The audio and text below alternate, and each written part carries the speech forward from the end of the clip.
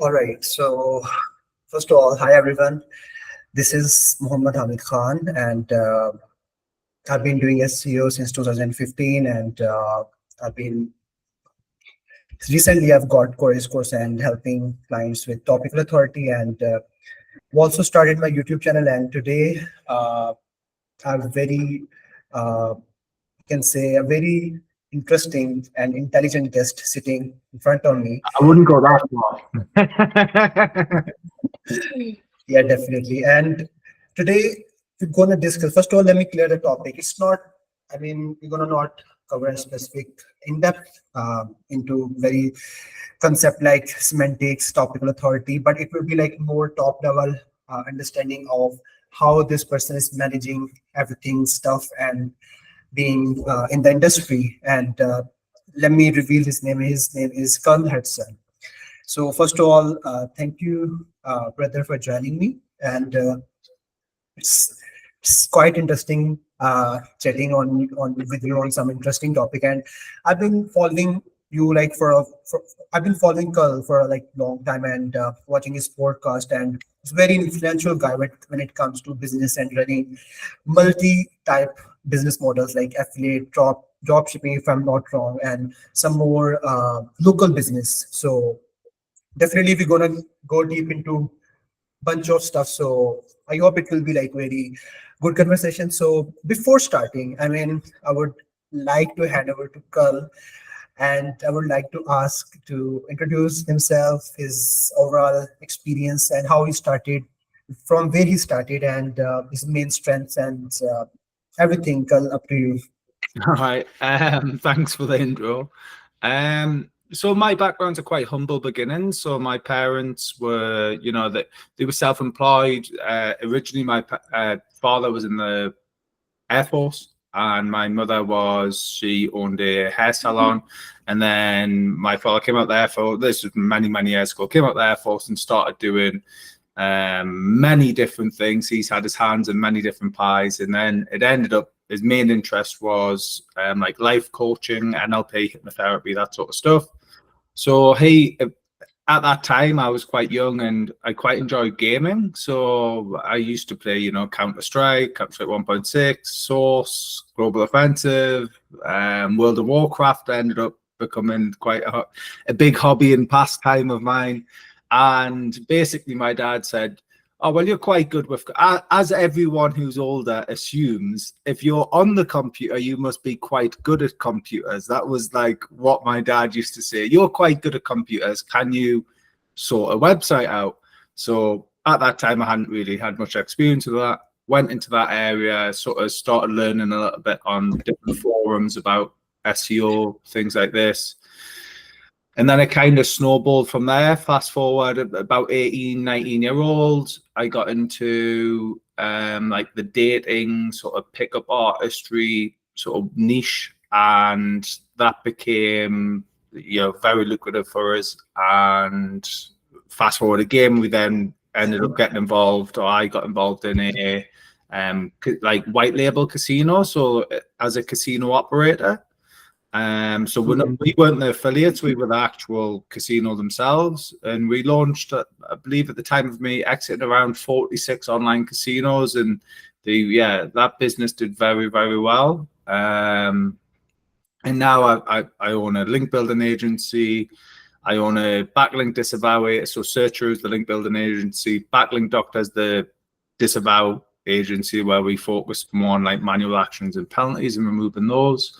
And then I've also got a few local businesses and some lead gen stuff with my business partner, James Dooley. So that's kind of what, in a nutshell, that's what I'm running. Yeah.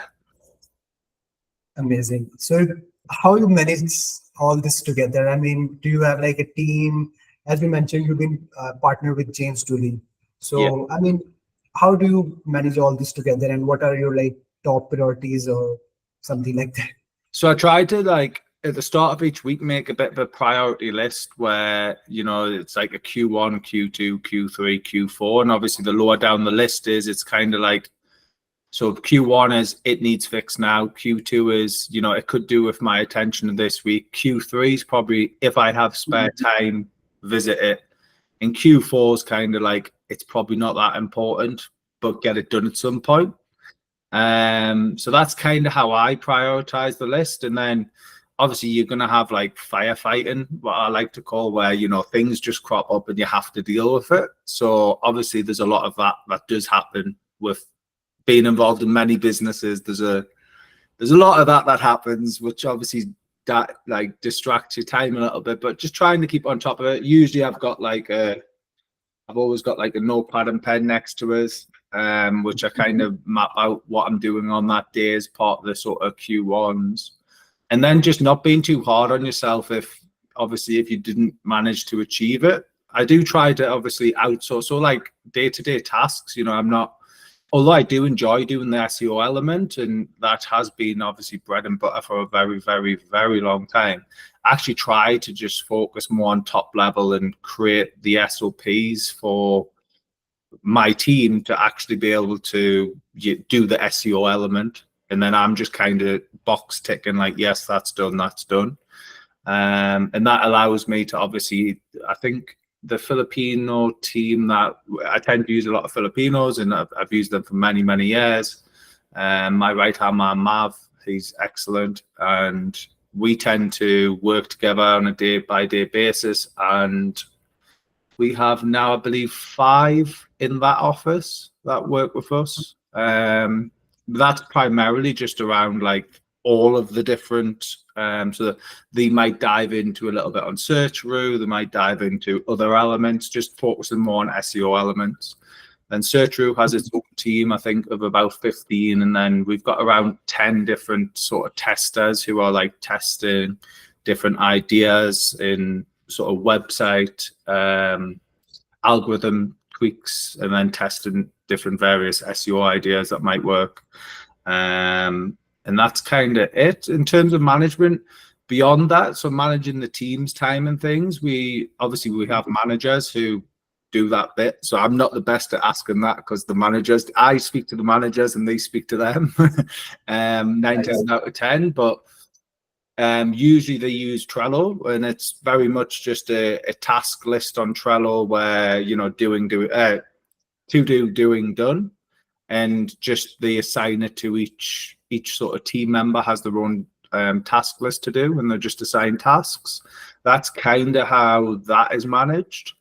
And that's pretty much it. It's not, I would say I'm definitely a lot more time aware nowadays, because having a lot of projects and businesses, it does eat a lot of time. There's times where I might go to I quite enjoy the gym. Times I might go to the gym and I haven't actually my head's not in the gym, it's on the task that I was doing. So then it just becomes a pointless exercise being in the gym, really. There's actually been times where I've pulled up at the gym and didn't go in. I ended up going home because I had to clear my head on the tasks. So that's not good. That is not a good trait to do, but yeah. That's funny and amazing as well. I can relate this as well. I mean, the stuff you're saying, I mean, it's incredible. And by the way, you're running like multiple types and kinds of businesses, and but specifically in SEO, what is your main strength, basically? Within SEO, was that? Yeah, within SEO. So I would say within SEO, my main strength would be link building's obviously quite a high one in there, but I'm quite good at like more of the technical SEO. So looking at like the crawl logs, finding out how the crawler's interacting with the website, seeing if we can work with a developer and speed up the website or restrict certain elements of the website to try and fix crawl budget issues, stuff like that. And then I've also built an SOP based off, I know we'll probably go into this later, but the Core Raise framework for creating topical maps and things like this. And I actually had it approved by Corey, which was quite good. He said it was a really good topical map. So that was almost like, oh, that's excellent, because it was actually I created the process, then the team actually now do it themselves, which is pretty cool.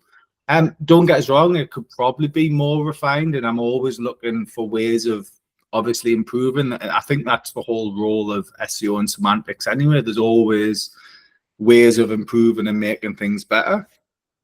So it's definitely not perfect by any means, but it's a hell of a lot more than what I probably had 3 or 4 years ago. Yeah.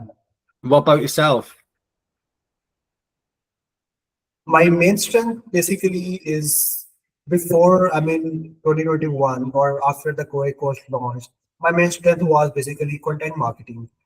I've worked with like SaaS brands, and you can say my journey is kind of diverse. Work with agencies, work with tools, in-house tools as well, SaaS companies as well, and local SEO projects, e-com as well, on consultancy stuff as well. So basically, but after Kore's course, my main strength and only strength now is you can say topical authority. But still, it's not, yet what I think it should be like, but it's like growing and I'm improving. And that's why we are here and chatting about stuff Yeah. related to topical authority and overall business growth. It's not basically about a specific discipline. It's about overall growing a business or website, for example, like, or you can say changing the mindset or how to change the perception, for example, Yeah. which mostly people, lack, for example. So I just wanted to bring those things up in front of those people who are struggling managing the stuff what you have like gone through and managed successfully. So basically, how many sites you have right now and running currently?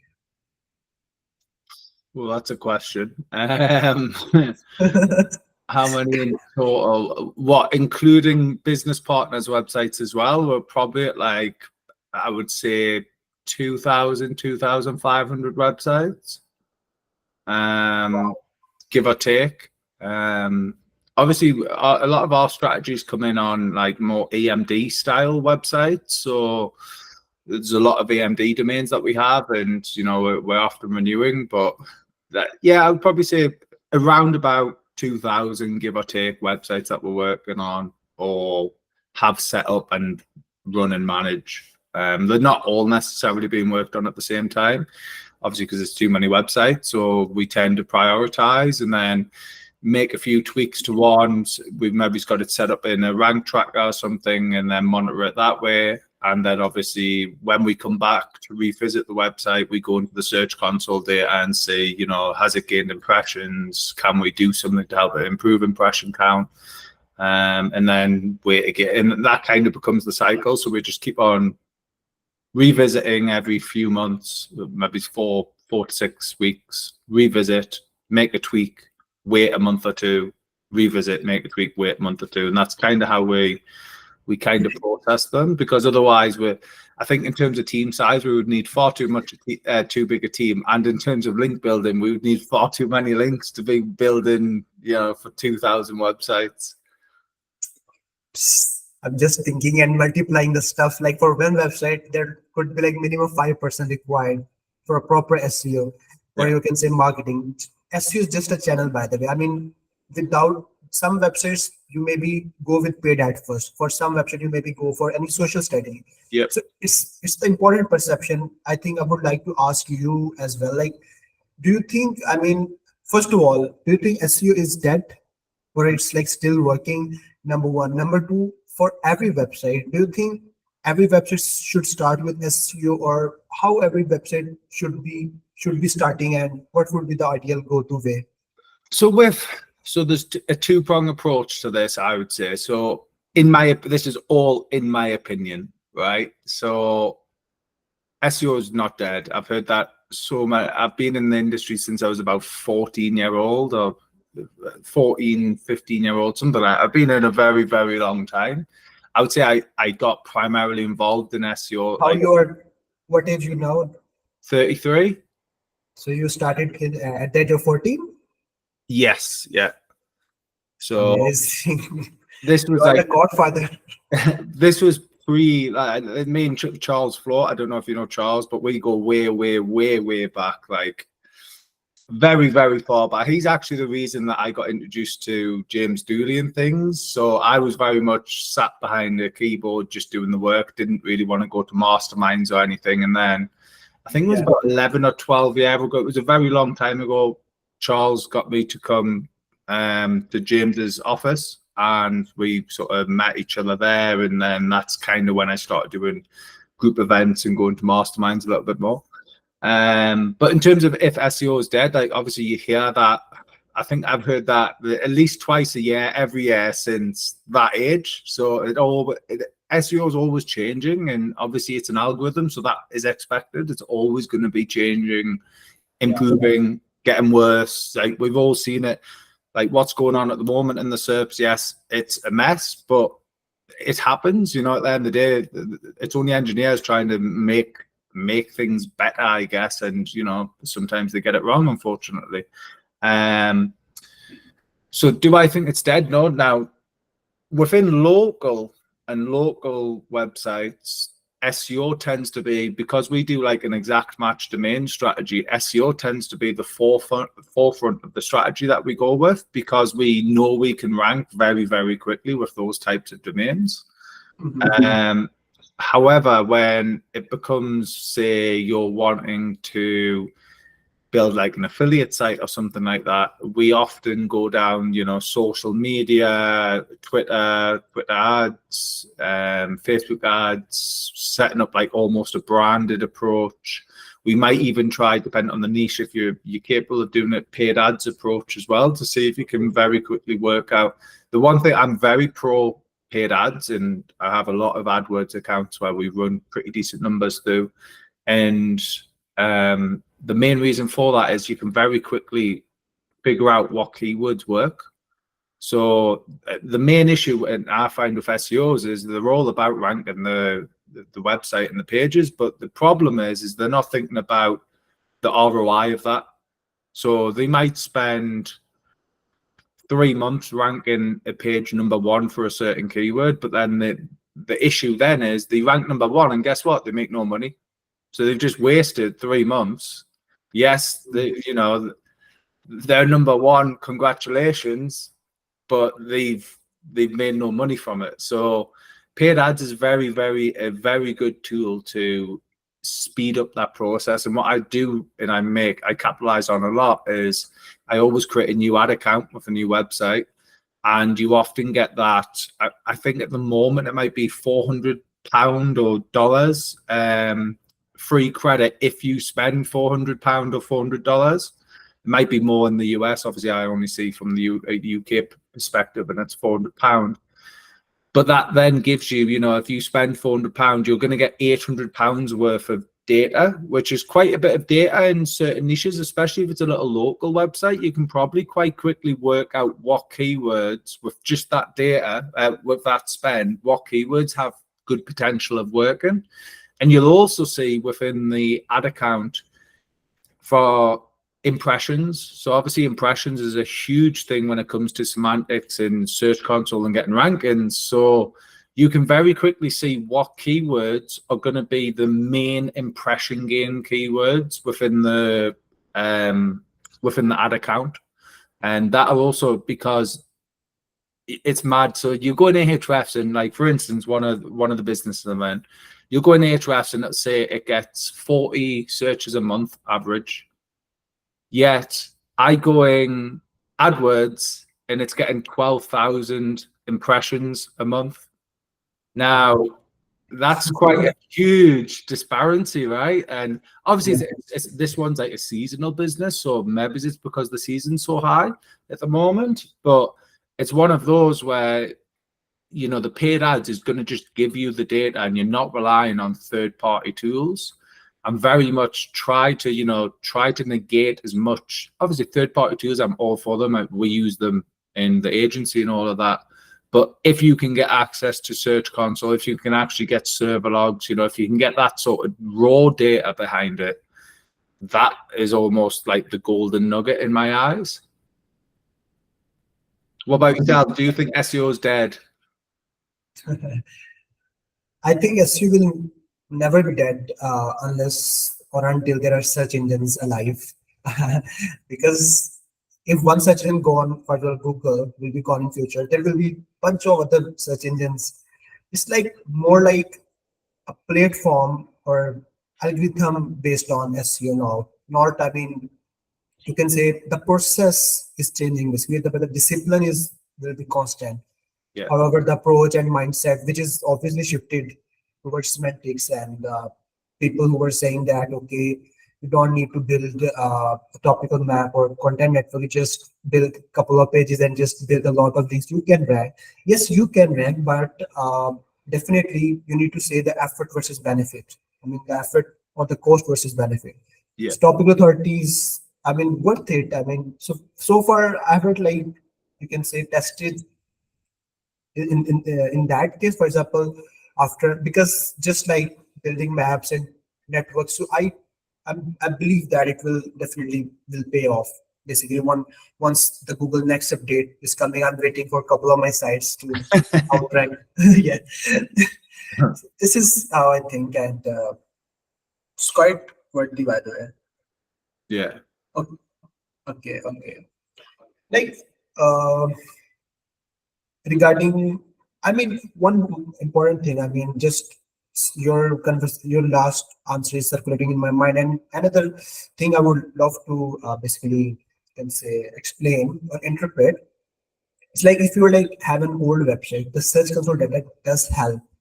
Can see which specific queries or which specific context, verbs, behaviors, or an attributes are getting more impression in a certain amount of time, like for example last 16 months, for example. Can prioritize those and build an empire, or publish those context in a specific connected and semantics way, like we do in semantic SEO. I mean, that would make sense. I mean, but for a new site, if you're starting from scratch, then you can maybe test ads first, get the data first, and then prioritize and make some adjustment and priority. Like, okay, for this is what I think. Yeah, is that correct? Yeah, so that's kind of how we do it at the moment. Obviously, you can still use tools like Ahrefs, SEMrush, and obviously just keyword planner in general. So obviously, if you have an AdWords account, you can go into the keyword planner. It'll show you, you know, the trends and things. Google Trends is another fantastic tool for doing keyword research off. But yeah, like for a brand new website, you know, typically you build out your sort of topical map. It's going to be quite a thin or inaccurate topical map usually for the launch of the website, because until you actually start getting that data in, I almost feel like it's, you know, especially if you're not an expert in that niche. So like obviously a lot of SEOs are great at SEO, but you know, if you're doing it, let's say for the joinery niche or carpentry niche, you're not a carpenter, you're not a joiner, so you don't know the level of importance and things like this. So often, you know, you'll do the keyword research, and then once you get, you know, the website published, you can there, obviously you can chat with a joiner or carpenter as well, and that will help. But once you get the website published, the data will tell you, you know, order of priority on the content side, you know, how you should be, what should be in your macro and micro context, right? You know, where's the contextual borders, like all of this sort of stuff. It'll come once you've published the website. You can try and make it up, but it is just made up until you get that data.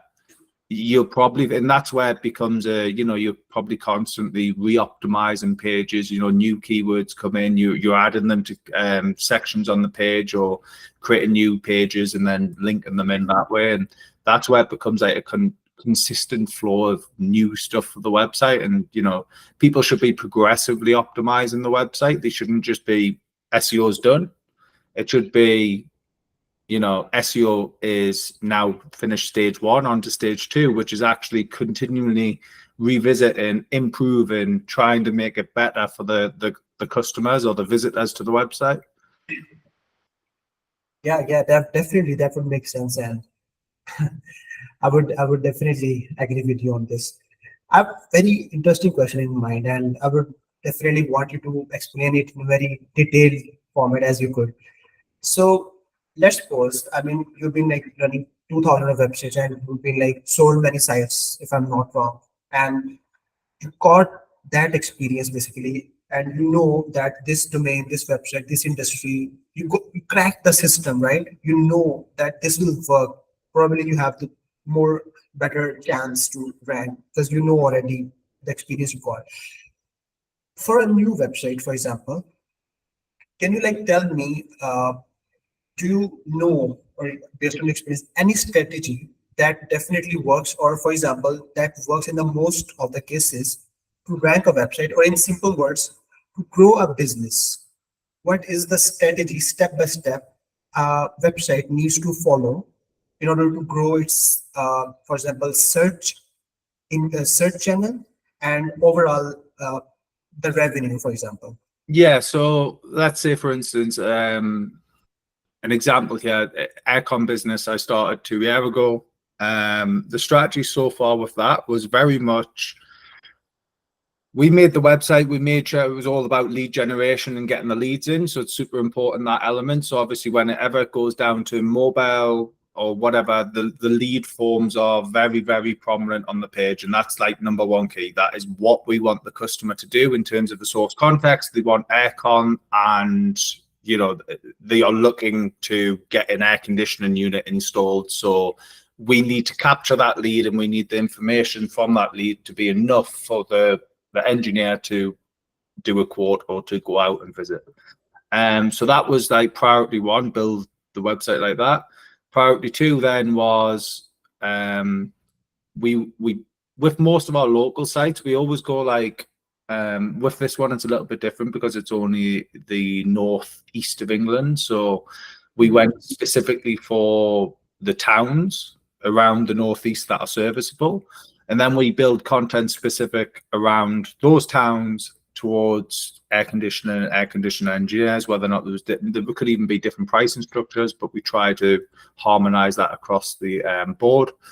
And then we pretty much just launched the website and hit it straight away, like I said, with the paid ads. And it was a very interesting one, this specific niche, because very quickly we were bombarded by leads. And like Google was saying, you know, it's going to be a small amount of, maybe we might get 10 leads a month or something like that. You know, it's going to be a small amount.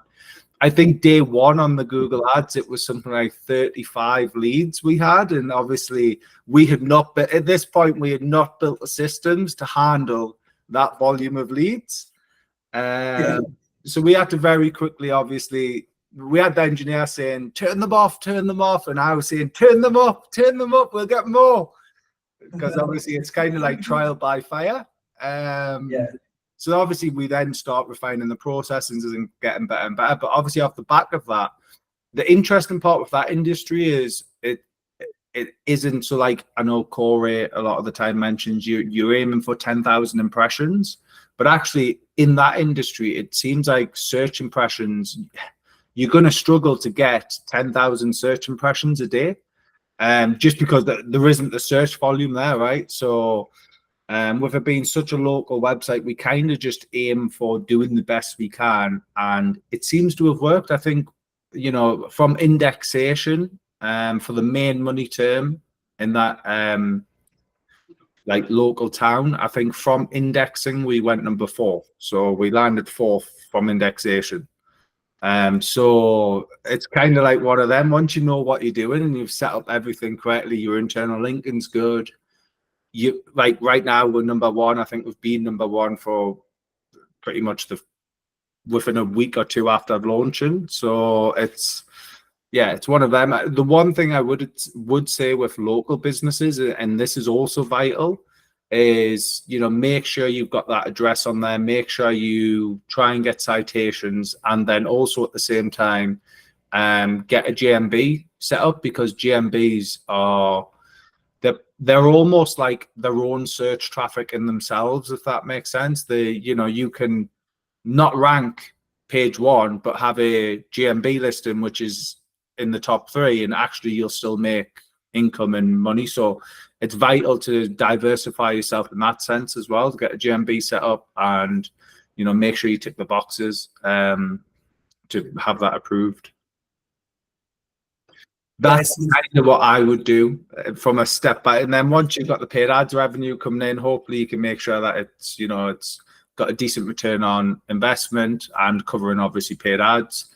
And then from that, start strategizing, right? Well, this keyword gets good search volume and conversions. Let's build out, make this a priority in the topical map. So, it might be build out this one page or build out a cluster of pages around it, and then just keep doing that. Yeah, I see. So basically, according to you, there's not just one strategy that actually help you to grow a website. It's about combination or balancing everything together, like balancing page rank, balancing, for example, with other factors. So, like topical authority, for example. And what do you think? I mean, for a new website, does it matter to create a lot of pages around one topic in order to rank, or just couple of foundational or static pages around that business and just building backlinks on those pages? Which approach do you prefer? Or, for example, which approach worked for you? So we tried both, and especially in local, both work. So I am a believer in, I think you should be publishing, you should probably be, or at least updating things on the website, especially when you first launch frequently.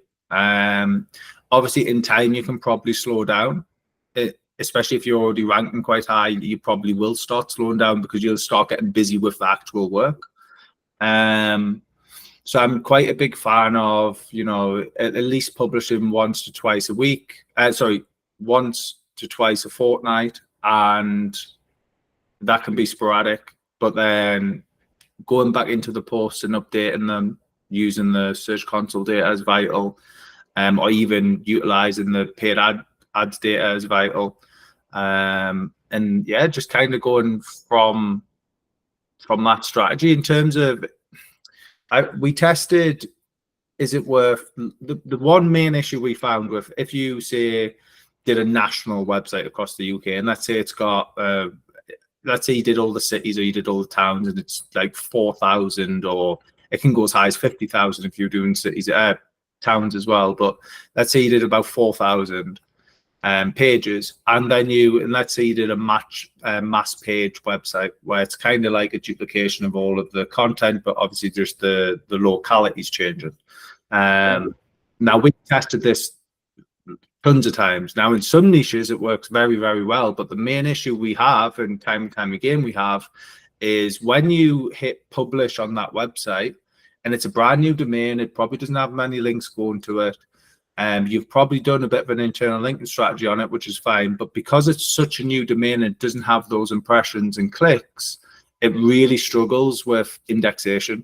And we've seen that time and time again, where especially in local, so you might get away with it on more like national terms or international terms, where there might be a good amount of search volume, and if you can get onto page one very, very quickly, you're going to instantly see increase in impressions, increases in clicks, which then obviously leads to more crawl budget and crawlers visiting the website, which then it all becomes a cyclical, right?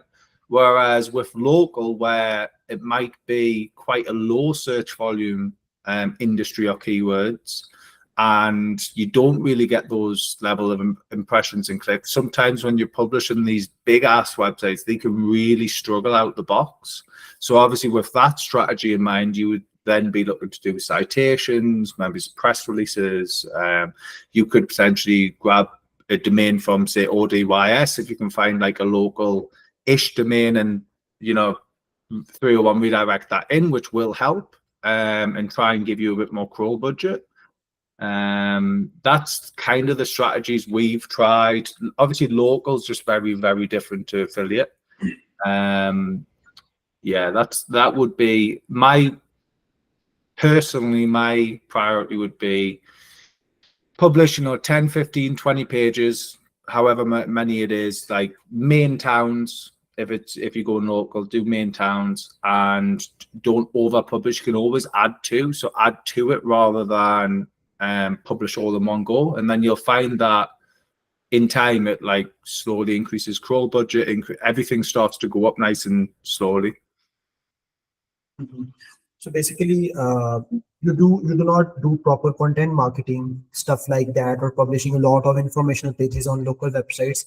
Just you do proper internal linking, or for example GMB or website structure, and having benefit of EMD as well, or benefit getting benefit from GMB signals citations. It just Exactly. works. You don't have to publish a lot of new sexy content on a local website. Is that correct? Obviously, we have tried that approach, and don't get me wrong, it can work. But obviously, when the website's so new, you don't want to enter into realms of topic dilution. And sometimes, if you're, let's say it's such a small niche that you have, like carpentry, you're going to have to enter into topic dilution to get something that's a bit more sexy for content marketing purposes. Now, there's like almost like in my eyes, a fine line that you will pass if you start doing too much of this and not enough of this. And that's often where you'll find, they've diluted the topic a little bit too much, and it starts to affect the main ranking assets over here. So I would always just be careful on the, sexy content essentially, but it definitely helps. And if you plan it right, it can help. But obviously, just be very wary of internal linking. Make sure that you're within the content itself. It's connecting or interlinking properly to the correct areas of the website as well. Just so it's, when the crawler comes, it can very quickly read and go, well, this is clearly about that. This is clearly about this. And it's very interconnected. Whereas I've seen a lot of content marketing agents over the years where they publish something that's great, that has zero internal linking. It might be very connected to the industry as a general picture. So it might be something on statistics within, let's say it's joinery. Let's stick with the joinery adverb. And it might be the average salary of joiners in the UK. And it's got statistics on, it's got, it's quite an interesting piece. They might have pitched it out on PR, like digital PR sort of network, and gained some links from it. But it's not necessarily connected source context wise to joiner Bob, who actually just wants to go and do joinery work, right? It's totally irrelevant to that piece. So you have to try and connect the two. Yeah. So what I summarize from this conversation, I mean, like the answer you just gave, it's like basically helping machine to easily understand or grab or interpret and serve information through your source website to its users. I mean, it's not about like publishing a lot of pages, because every time it's like normally what as you say that or think that they publish a new page, they're getting topic coverage. But for Google, it's like each page on your website is diluting your page rank, and it's like costing machine. It's costing. So, Yeah, exactly. so it's not about publishing pages just for the sake of topical coverage, but in simple words, your whole website should be a direction in a very organized and well structured content network or format to help people understand and extract the information and connect that information with the user's behavior in that particular knowledge domain. Exactly. This is what we need to understand. No, that's exactly that. So obviously, my approach is very much try and offer as much value as to the user with as least cost as possible to the search engine. Correct. That's it. That is the approach that you want to do. And guess what? I also like Google doesn't make money from organic SEO. It only makes money from AdWords. And I'm a very firm believer that if you're paying the beast, they give you a little nudge. They help you up a little bit. So if you're willing to pay them at the same time, and guess what? It gives you the user metrics. It lets you stress test a server. If you might have it on shared hosting and the shared hosting might be terrible at certain points of the day, guess what? You'll see that data. And you can very quickly work out how to make the website even better, quicker, faster, smaller, but with more information. So decreasing the size but increasing the density. Exactly. And that's kind of the approach everyone should be doing in reality. Let's face it, like, I wouldn't like to be Google with the amount of servers and websites and general rubbish that's published on the internet, and having to host that rubbish. You can see why they're trying to build an algorithm that kind of gets rid of the rubbish, but obviously they're just struggling at the moment. So yeah, that's kind of, and obviously core is, I don't know, obviously you've probably heard about the latest leak, the patents leak, and it's interesting because you start reading through it and you're like, you know what, it's quite fascinating, because a lot of what Corey has mentioned and said is obviously in there, but that makes sense when a lot of what Corey preaches is out of patents. So it's going to be in the algorithm if they've made a patent for it, so it's going to be in there. But obviously, it's still very early days on a lot of the knowledge that was potentially or could be divulged from that algorithm leak. Or I guess more just the terminology. I treat it more as it's a terminology leak and what is involved in there, but you have no idea what's weighted. That's the problem. So you can't really surmise what is working or not. All it's done is give us plenty more tests to run. Yeah, just I remember a guy who just wrote, somewhere that probably it didn't if the leak the APS got leaked. We already know this from Core. So basically, it's like explaining and teaching the stuff, like it's been every case studies, every YouTube video is like towards the future of SEO. Directed towards. What's your experience, by the way, so far with Core and his framework? Have you tested it, and do you believe, or basically, I just need another person honest opinion? Do you think like it's still, working for every type of website, for example, like local or overall? Yeah, so obviously Corey's framework's absolutely exceptional. I would say it works very, very, very well for your national stroke international sort of affiliate websites or e-commerce, bigger brands, bigger websites. Especially when you've got the authority element. So if they've already got a big brand, it's going to be a lot easier to implement a brand new topical map or a semantic network than it is a brand new website. And again, obviously, just touching on what we mentioned earlier, it's a lot harder to try and come up with the data on a brand new website when you don't have it. Reference local, I would say, we've implemented quite a lot of Core suggestions, especially around images and things like this, because obviously image search is a whole other ballgame. It's another avenue for search and impressions and clicks. Google Discover elements, we've implemented a lot of that. Basically, we went through his framework and worked out what is implementable for us with basically doing the same approach as what we've just discussed about Google. So it's not going to cost us a fortune to implement, and it's going to help us generate some money. That's kind of what the same approach that we've took with Corey's framework. There's elements of it where we think it's fantastic, but it's going to cost us a lot of money to implement. So we're not interested in that bit. We'll just go with this bit because it's cheap to do and we'll still see good results. And that's kind of the approach we've adopted with it.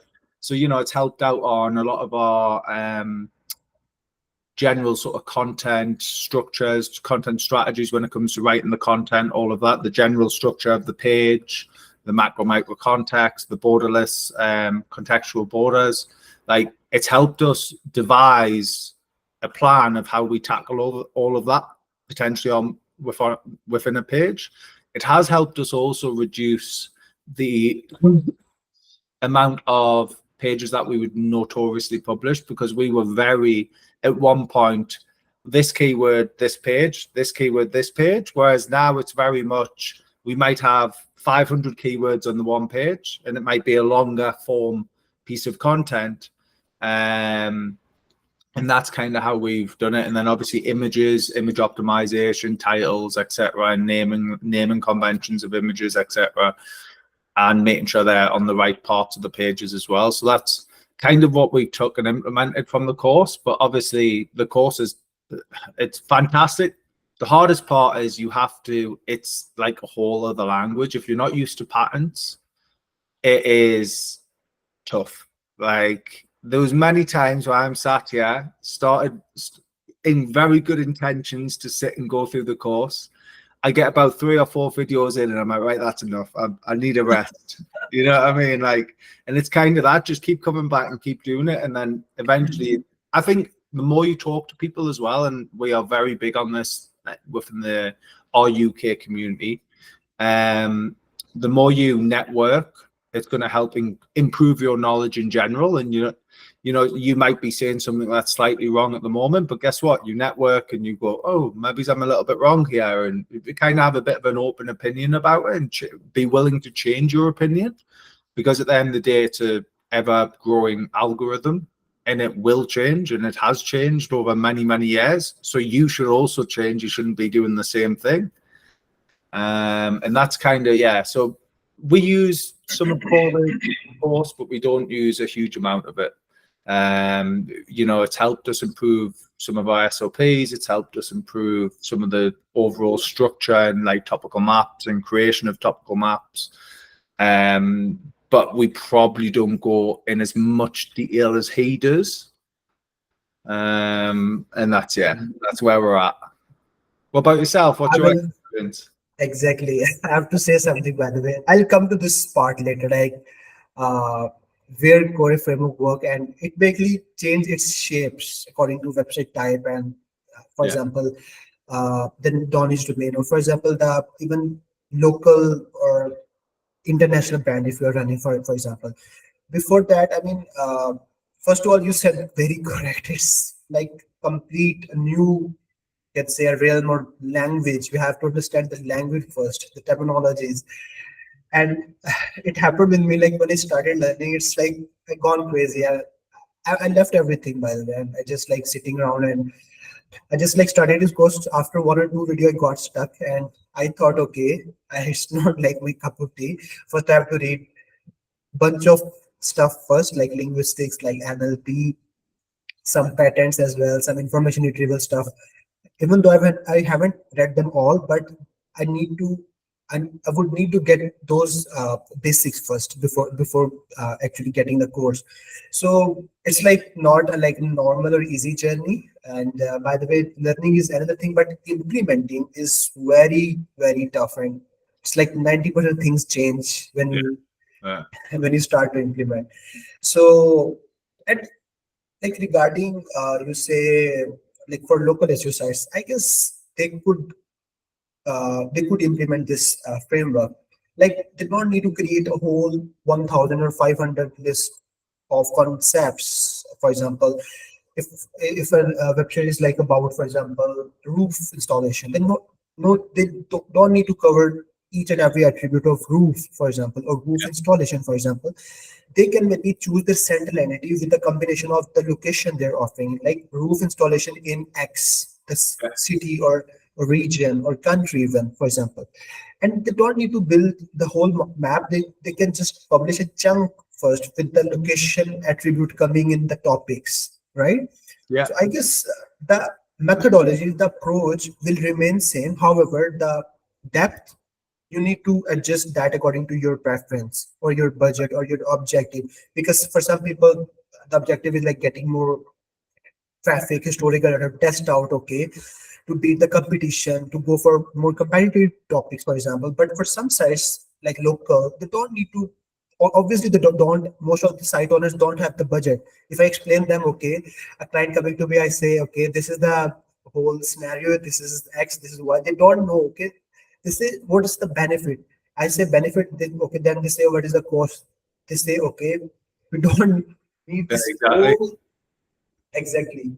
So just like 50 pages or 100 pages, just that matters for that region, area, or specific you can maybe make your service as your central entity as well. Like the service word coming in your central entity as well. Just map everything out, and it's about making Google understand your website, so you can maybe uh, do less topics first and expand on later once you got That, more knowledge. that So tends to be the approach we do. Is a joiner might have many hats. So a joiner can do kitchen fitting, he can do probably conservatories, he can do roofing, he can do anything with wood. But we tend to go, right, well, where do you make money? Let's go for this one first. And we can worry about these ones later, because we want you to make money. And then if you're making money, guess what? We're going to have a very good relationship together, because he knows that we make money for him.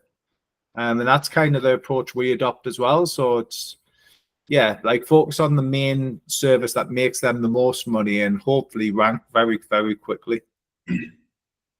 yeah, exactly. I mean, the methodology or the way of doing things will remain same. For example, if you're like uh, constructing a brief, even though if you have not have written or completed a whole topical map, still you can follow the same methodology to write a brief. Yeah. Even though, I mean, Corey mentioned sometimes it takes him like 7-8 hours to write a brief. For me, it took actually more than that, you know. Yeah, And, no, exactly. yeah, and I've like by the way recorded some videos for my channel, 3 hours long semantic brief process from scratch, and but Wow. it's in native language. But I will try to maybe in English as well, record in English as well, and the writing methodology will also, I mean, can adopt Code's framework as well. Like I've trained my teams. I mean, the writing teams. I've like hired linguists, not writers, as Core do, Yeah. and okay, and then I've trained them. Okay, this is the overall picture we want to build. This is the main objective, and then from their language rules, they know already. We help them to understand the conversion methodologies, marketing concepts, and making building everything together. So this is what I think, and it's working so far for me at least. Awesome. That's good. As long as it's working, that's the key. Yeah, again, that's really important, and it's interesting by the way. And we'll share something once with the whole industry once something is ready to share. And but for you, actually, I just wanted to ask more question. Like it's like about uh, the business model, like we discussed, running like sites about local, some affiliate. I'm not sure. Do you still invest in affiliates? Yeah, so we just bought into quite a big affiliate site recently. That was like $500,000 investment. So yeah, we still buy into affiliate. But again, we focus more on making sure that they have a good solid brand around them, as opposed to just being a content website that ranks. Mhm. So you're saying affiliate still works if you build a proper brand, search brand, right? Yeah. And you utilize other channels as well, not just search. So social media is our key. So we'll try and buy a business that's doing very well numbers wise from say social media ads, and then we'll add in the SEO element. Yeah. So basically, a brand that has not invested in SEO but has potential. Yeah. Brand. That's crazy. So for a new person, I mean, for example, if one person is going to start, which model he should invest? I mean, so far, giving keeping in mind in every other factors as well. What business model you can say that it still works or it's better than everyone in terms of the cost or investment and in terms of the output? For example, there are options like affiliate, drop shipping, SaaS, or local or e-com. Like which business you think that one should start or invest in? For investing, it's just we very much go based off what we have experience in, and also if we like the person that we tend to invest in the people, not necessarily the business. So yes, the business has to be making all right money, but as long as the person's likable and putting in the work, there's a chance that we'll still invest. again, it's a tricky one. So in terms of return on investment, e-com can work very, very nicely. The problem is if you're new to it all, you might not have any budget to buy stock.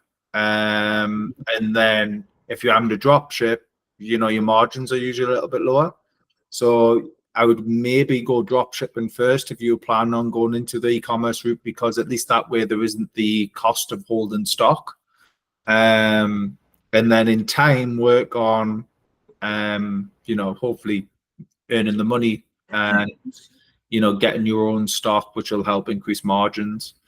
If you're into local obviously is very minimal cost. We rank websites for pretty low amounts of money in terms of actual investment out.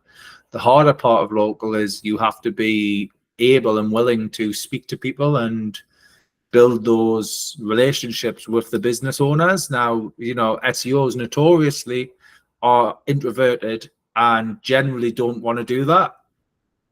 So that's also, it's quite hard. Basically, you can do anything, but you have to work out what you're passionate about and, what's going to give you the most joy for the time you spend. It's not always about making money. Like there's many projects we work on where we probably don't make money in it and probably even spend money in it. And we shouldn't be working on those projects, but we enjoy the projects. So we just continue. And that's kind of the approach I would take is, you can probably invest in many things, but just make sure that you have joy and a bit of enjoyment about it. That's key. Yeah, I see. That's amazing. By the way, I would like you to give 3 ideas of websites, niches, like if someone's starting in like affiliate or drop shipping. Would you like to give any 3 niche ideas? Drop shipping. Creative. Ice baths, they're really good. Ice chillers, very good. Big margin products, very trendy at the moment. Vitamins can be quite good, and in general, you can get pretty decent vitamins from various drop shipping networks that you can drop ship. I'm not too big on SaaS, so SaaS, any software that is going to help make things easier. I guess it's like a big monster. Yeah, exactly. It's a hard one to say what would work in that niche.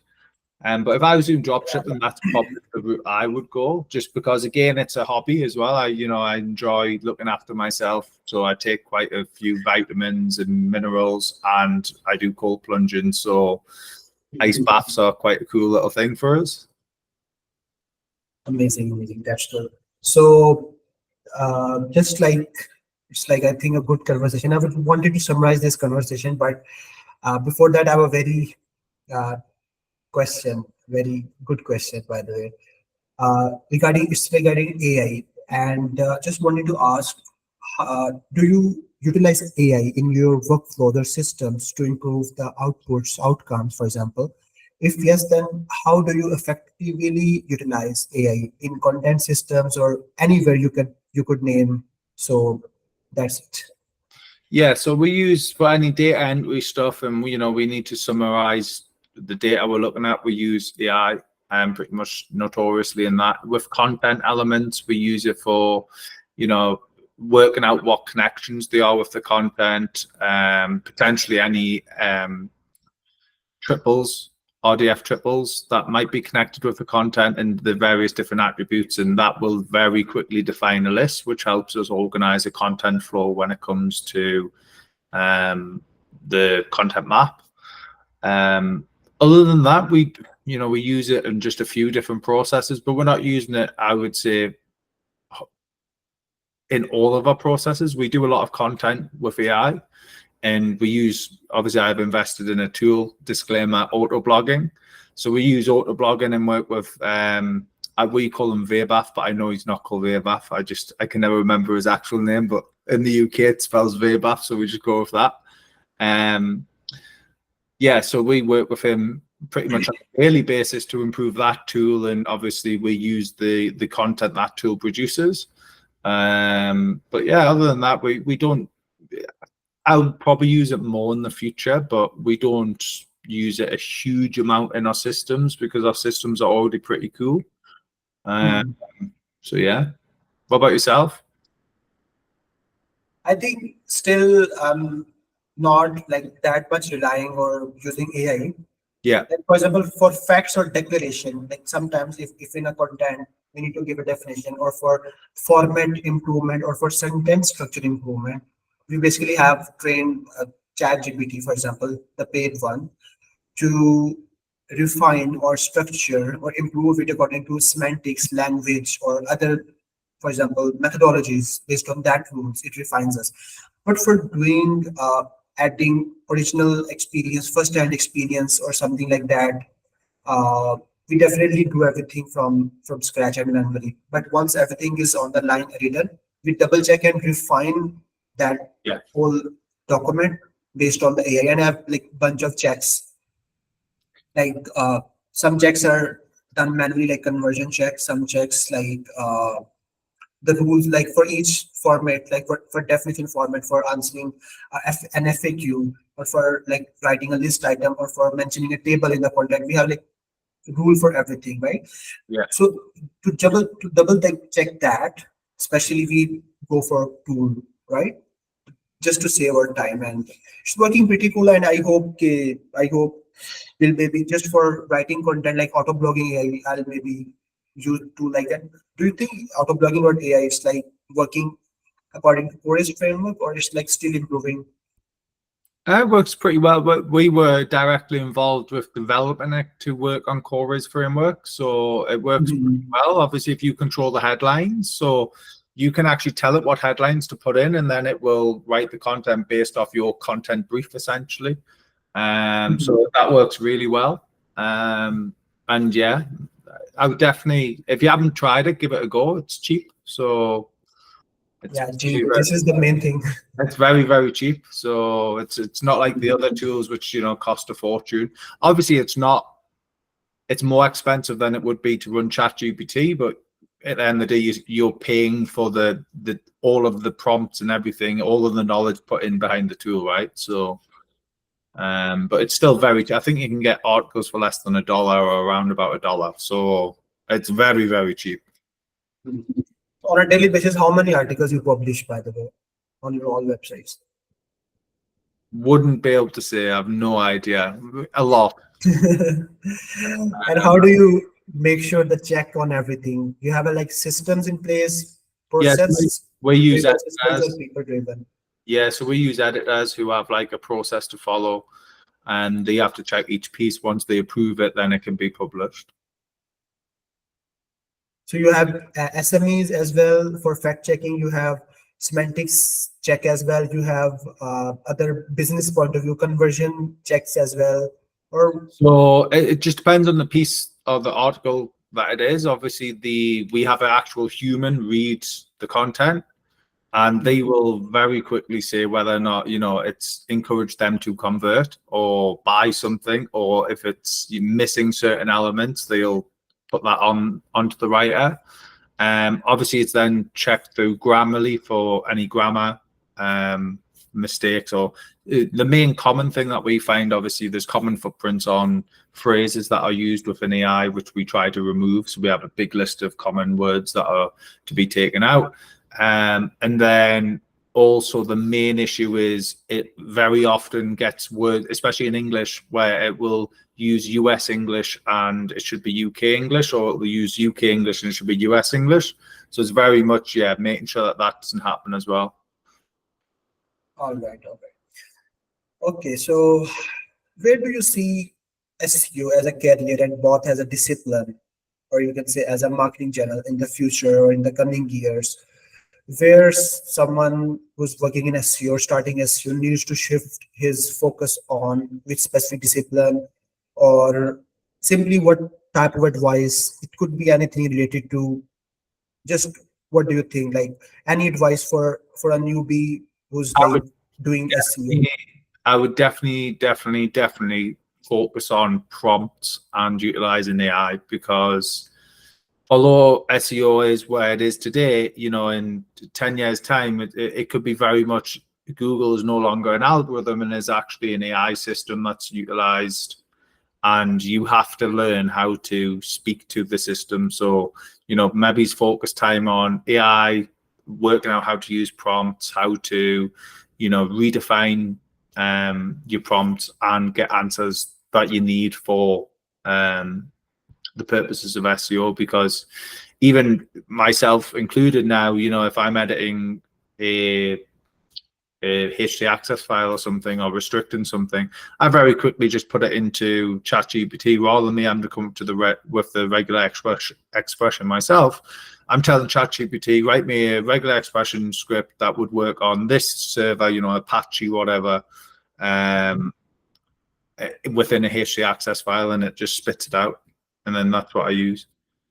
And then guess what? If that doesn't work, you say, nope, that didn't work, and it spits out another version of it. And this is kind of what you should be looking to do. It's speeding up a lot of the processes. And it already has a very decent knowledge base, and obviously you can feed it more knowledge as well. So, if you have your own SOPs and processes, create your own knowledge base and like language model and utilize that. Yeah, amazing. But no, it's been All right. been awesome. Yeah, it's great, by the way. And maybe we can hop sometime again to discuss the specific depth of, for example, the system you've been like, maybe it could be around like incorporating AI into your systems and improving the workflows by saving time or something like that. So I would say these conversations definitely help the community, and I think you're doing great already. So just the start of something new, and I hope it would go good. So I would like to thank you like to join this podcast and sharing your experience and thoughts. And by the way, and wish you success with your projects, businesses, and everything. And very happy to discuss the stuff together. And would you like to say something? And no, it's just a pleasure for having us on, Mohammed. It's been absolutely great. Obviously, you're quite successful yourself with the whole core race thing, so I would say keep on cracking down on that side, and I'm sure within time, especially obviously within, depending on what niches you're in, but if you're doing it within your local area, then I'd imagine you'll be crushing it, because obviously the UK and English algorithm is a lot more difficult than other countries. Like I see many people in Poland and Ukraine, like loads of different areas, Germany and Netherlands, and they're ranking so quick, like really quick, because they're utilizing, say, this framework in a foreign language, and it absolutely takes off. So yeah, no, keep crushing it. amazing. So by the way, you're coming to Semantic SEO meetup organized by Kore in September in Turkey. I'll try and get there. The problem is, obviously, I'm getting married, so my honeymoon's start of September. So start of October. So depending on when it is, I might be able to, but we'll see. So congratulations in advance, and good luck for your future.